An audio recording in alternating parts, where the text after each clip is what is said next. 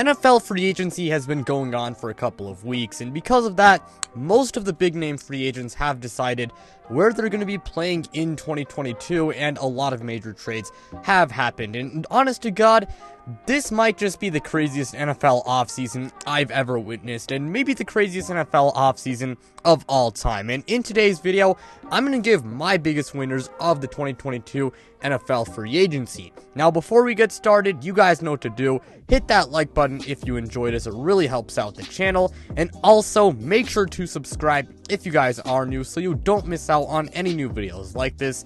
Plus, I am trying to hit 1,000 subscribers, and once I reach my goal, I'm finally going to do a face reveal.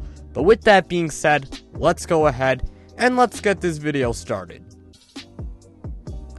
Starting off, we have the Los Angeles Chargers. Now, the Chargers had a lot of money this offseason, and they used it very well. They re-signed Mike Williams to start things off, and, offensively, they would also sign Gerald Everett, who's a pretty decent tight end. However, the biggest additions really came on the defensive side of the ball, where they needed quite a bit of help. They would trade for Khalil Mack, who is one of the best edge rushers in the NFL. They would sign Sebastian Joseph Day, who is a pretty solid interior defensive lineman, and they also did sign J.C. Jackson, who is one of the best cornerbacks in the NFL. The Chargers, they had a terrific offseason. They got back a key piece in Mike Williams, they did get a solid tight end, and they improved their defense a lot by improving the front seven by getting Khalil Mack and SJD, and they also improved the secondary by getting J.C. Jackson, and I'll admit, he's a little bit of a question mark simply because of the Bill Belichick effect, but right now, J.C. Jackson is one of the best cornerbacks in the NFL, and I mean, if it pans out,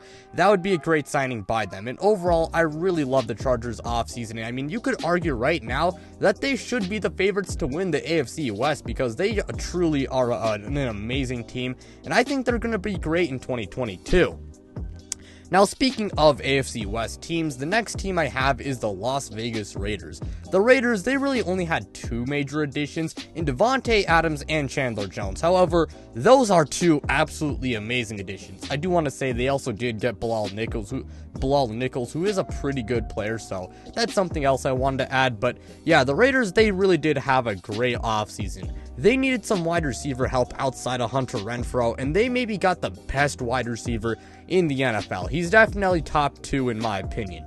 Along with that, they did improve the defensive side of the football, as while they did have to give up Yannick Ngakoue in order to get Chandler Jones. Chandler Jones is a better player, and he's still one of the best edge rushers in the NFL, despite the fact that he is getting up there in age, and the fact that, he did regress a little bit last season. And also, again, they did add Bilal Nichols, who is a pretty solid interior defensive lineman.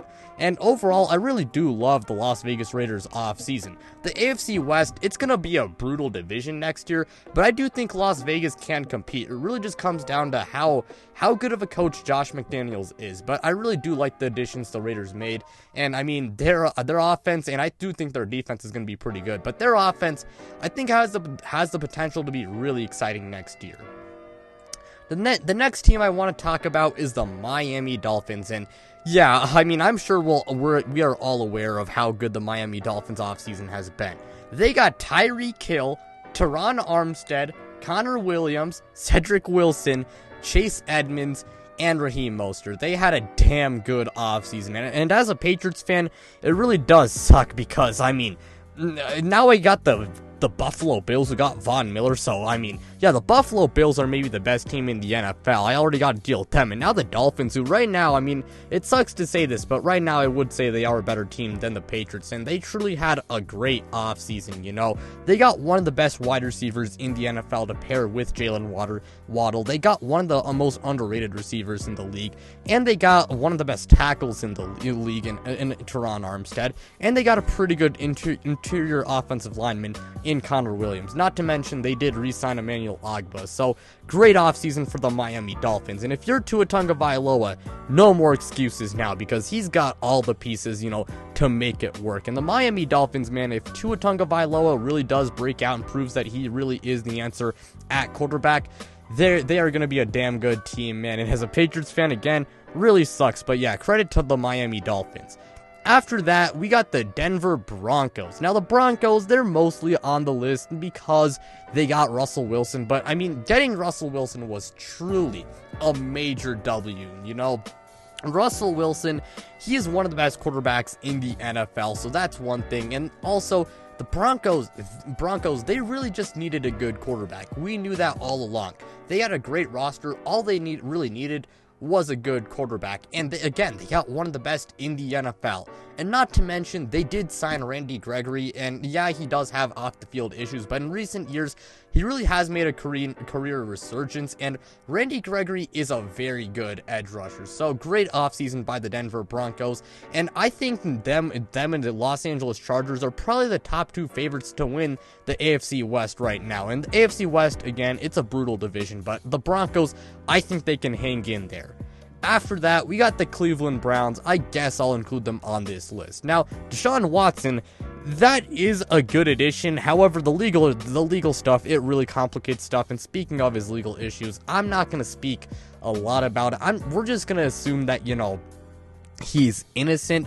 But yeah, Desean Watson, you know, ignoring all the legal stuff, he is one of the best quarterbacks in the NFL, and it really does give the Browns like a real answer at quarterback, because Baker Mayfield, he was very inconsistent, admittedly. So yeah, getting Desean Watson, pretty big win, ignoring the legal issues. Then you also got Amari Cooper, and Amari Cooper, I mean, he is one of the best wide receivers in the NFL, and the Browns, they really needed wide receiver help, you know. I will say, J.C. Treader, he and Jarvis Landry, they were cap casualties, which really does suck, because both of them, they are good players, but I still think the Browns had a good offseason overall. After that, we got the New York Jets. I got to applaud the Jets for what they did in free agency, despite the fact that I do not like the Jets. And I mean, honest to God, the AFC East is becoming a stacked-ass division, man. The Jets, they needed some help defensively, so they went out and they got DJ Reed and Jordan Whitehead, two of the most underrated players at their position, you know. I'm a big fan of DJ Reed and Jordan Whitehead, so good job there.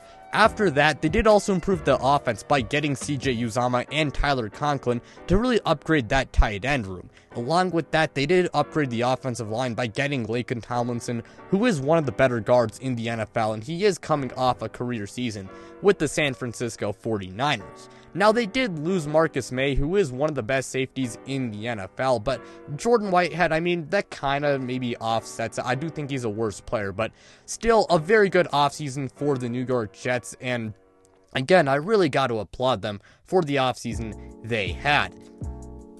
And the final team I have is the Cincinnati Bengals. The Bengals' main goal this offseason by far was to address that goddamn offensive line, and they did that. It all started off by signing Ted Karras, who is, as a Patriots fan, gotta say, a pretty good player. Then they got Alex Kappa, who is a very good guard, so they really beefed up the interior. And to top it all off, they got Lyle Collins, who is one of the best tackles in the entire NFL. And honestly, man, this offensive line is looking a whole lot better. You kind of just solved your biggest issue, which was your offensive line. You got Jonah Williams, Lyle Collins, Alex Kappa, Ted Karras, and maybe Jackson Carman takes a leap in year 2. I mean, I really do like the job. I really do like what the Cincinnati Bengals did this free agency. I mean, honestly, just imagine that offense with a good offense, just a decent offensive line, man. We saw what it was with a dog shit offensive line. Now just imagine it with just a decent offensive line, man. The Bengals, I think they will be a damn good team next year, and I gotta give them credit for for addressing the offensive line. And I mean, that's pretty much all I gotta say for today's video. Thank you guys so much for watching. Really means a lot to me. Again, like, subscribe, do all of that stuff, and without further ado, I'm out, you guys.